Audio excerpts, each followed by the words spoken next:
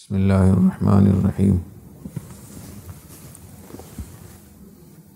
اس پر بات چل رہی تھی کہ ہمارے معاشرتی اور سماجی مسائل میں سے ایک مسئلہ خواب کا بھی ہے۔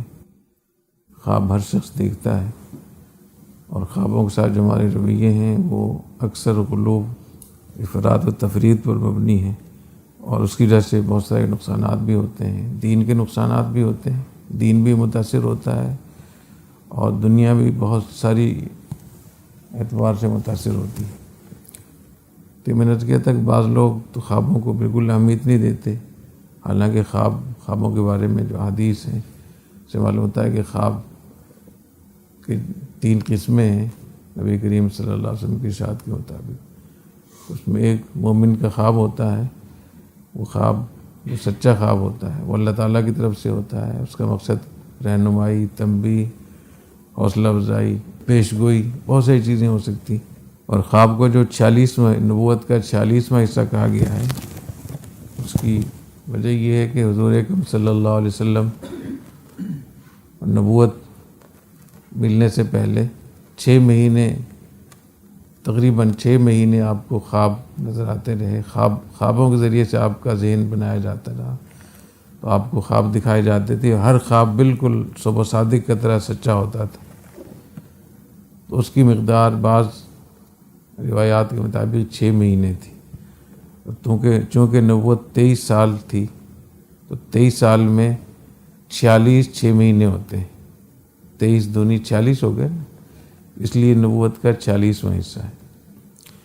اور بعض لوگ اس میں بہت غلو کرتے ہیں، وہ ایک اپنے سارے کاموں کو خوابوں پر چلاتے ہیں، فیصلے، کاروبار، مدرسہ اور بہت ساری چیزیں، حالانکہ بہت سارے خواب شیطان کی طرف سے بھی ہوتے ہیں۔ تو جو شیطان کی طرف سے خواب ہوتا ہے وہ تو ایسا نہیں ہوتا کہ اس پہ آپ عمل کریں۔ تو جیسے بیداری میں اللہ تعالیٰ نے شیطان کو امتحان اور آزمائش کے لیے یہ صلاحیت دی ہے کہ وہ ہمارے دلوں تک اثر کر سکتا ہے، وسوسے ڈال سکتا، دل و دماغ کو پریشان کر سکتا ہے۔ ان الشیطان یجری من الانسان مجری الدم، تو وہ خواب میں بھی پریشان کرتا ہے۔ اس لیے حدیث شریف میں آتا ہے کہ سونے سے پہلے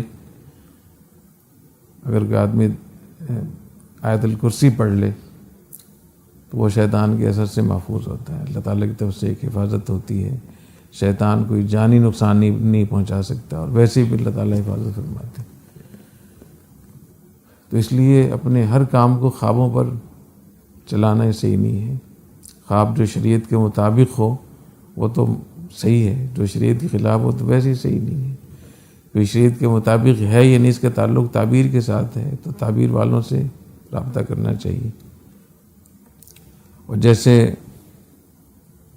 فیملی ڈاکٹر ہوتے ہیں، اس کو پورا پتہ ہوتا ہے اول سے آخر تک اس کی بیماری کیا ہے، خاندان میں کیا بیماری چل رہی ہے، اور اس کی تشخیص بھی ٹھیک ہوتی ہے۔ تو ایسے ہی کسی بھی اللہ والے سے تعلق ہونا چاہیے، جس کو اپنے حالات بتاتے رہیں، اس کو آپ اپنا خواب بھی بتا سکتے ہیں، تاکہ ان حالات کی روشنی میں جو آپ کے ہیں وہ آپ کو رہنمائی کر دیں، مشورہ دے دیں۔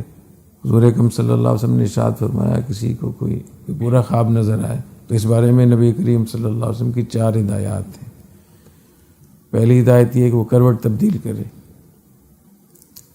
جیسی آنکھ کھلے کروٹ تبدیل کر لے۔ دوسری یہ کہ اللہم انی اعوذ بک من شر ھذہ الرؤیا پڑھ کے بائیں طرف تھو کر دے، اے اللہ میں اس خواب کے شر سے پناہ مانگتا ہوں۔ اردو میں کہتے ہیں، عربی کے الفاظ وہ سب سے بہتر ہے، اردو میں بھی کہہ سکتے ہیں کہ اللہ میں اس خواب کے شر سے پناہ مانگتا ہوں۔ اور تیسری ہدایت یہ ہے کسی کو بتائے نہیں، منع کیا گیا ہے برے خواب کو بتانے سے۔ تو یہ طلبہ بڑی بے احتیاطی کرتے ہیں کہ کوئی بھی ایسا برا خواب نظر آ گیا فوراً دوستوں کو، ساتھیوں کو بتاتے ہیں، اپنی کلاس میں بتاتے ہیں۔ یہ صحیح نہیں ہے، کبھی بھی برا خواب بتانا نہیں چاہیے، منع کیا نبی کریم صلی اللہ علیہ وسلم نے، اور فرمایا فإنها لا تضر، اگر آپ نہیں بتائیں گے تو اس خواب کا کوئی نقصان نہیں ہوگا۔ یہ کتنی بڑی آسانی۔ اور چوتھی یہ کہ فلیقم ولیصلی رکعتین، بعض روایات میں بھی آتا ہے کہ وہ کھڑا ہو کر 2 رکعت نفل پڑھ لے. علماء نے لکھا ہے کہ بہت ہی برا خواب نظر آیا تو پھر 2 رکعت نفل بھی پڑھ لے. پھر 4 ہدایات ہوئیں، کروٹ تبدیل کرے، پناہ مانگے، کسی کو بتائے نہیں اور 2 رکعت نفل پڑھے. یہ ہدایات ہیں برے خواب سے متعلق. مومن کا خواب سچا ہوتا ہے تو اس کا کس مومن کا خواب سچا ہوتا ہے؟ مومن تو سارے ہی. تو اس کا جواب ایک اور حدیث شریف میں آتا ہے کہ الرؤیا الحسنہ من الرجل الصالح.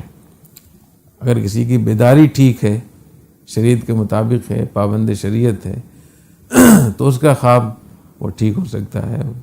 اور اگر بیداری میں سب کچھ ہو رہا ہے تو اس کو اپنے خواب کو اتنا زیادہ اہمیت دینا کہ ہر چیز کو آپ صحیح سمجھ رہے ہیں، یہ غلط ہے. اچھا، تیسری قسم میں حدیث النفس جو حدیث شریف میں ہے کہ جو دن بھر کے خیالات آتے ہیں، دن بھر کے خیالات رات میں انہی کی کیسٹ چل رہی ہوتی، تو اس کی بھی کوئی تعبیر نہیں ہوتی، اس کا کوئی مطلب نہیں ہوتا. اور مجموعی طور پر علماء نے لکھا ہے کہ 7 قسم کے خواب ایسے ہوتے ہیں جن کی کوئی تعبیر تفسیر نہیں ہوتی، اس میں پریشان نہیں ہونا چاہیے. اس میں ایک دن بھر کے خیالات، کبھی رات میں وہ سب چیزیں چل رہی ہوتی ہیں خواب میں، انسان دیکھ رہا ہوتا ہے کہ میں اپنے گھر گیا ہوں، اپنے دفتر گیا ہوں، اپنے کاروبار کر رہا ہوں، بہت ساری چیزیں ہوتی ہیں. تو اسے شیطان جو ڈراؤنے خواب دکھاتا ہے، شیطان بھی خواب میں نقصان پہنچاتا ہے، پریشان کرتا ہے، اس کی بھی کوئی تعبیر نہیں ہوتی. اور اس کے لیے کل میں نے ایک حدیث عرض کی تھی خالد بن ولید رضی اللہ تعالیٰ عنہ کی. اگر کسی کو ڈراؤنے خواب نظر آئیں تو اس پہ حضرت خالد رضی اللہ تعالیٰ عنہ نے عرض کیا، یا رسول اللہ مجھے ڈراؤنے خواب نظر آتے ہیں، میں گھبرا جاتا ہوں خواب میں اور اٹھ کر بھی تلوار اٹھاتا ہوں، جو بھی سامنے کوئی چیز آتی ہے تلوار اس پہ چلاتا ہوں. تو آپ نے ان سے فرمایا کہ سونے سے پہلے یہ پڑھ لیا کرو، اللہم انی اعوذ بکلمات اللہ التامہ من غضبہ وعقابہ وشر عبادہ ومن ہمزات الشیاطین وان یحضرون. اس کا اہتمام کرنا چاہیے. تیسری قسم کے خواب وہ ہوتے ہیں جو ڈراؤنے تو نہیں ہوتے، لیکن شیطان خواب میں کھیلتا ہے آدمی کے ساتھ، بہت ساری چیزیں ایسی اورینج کر.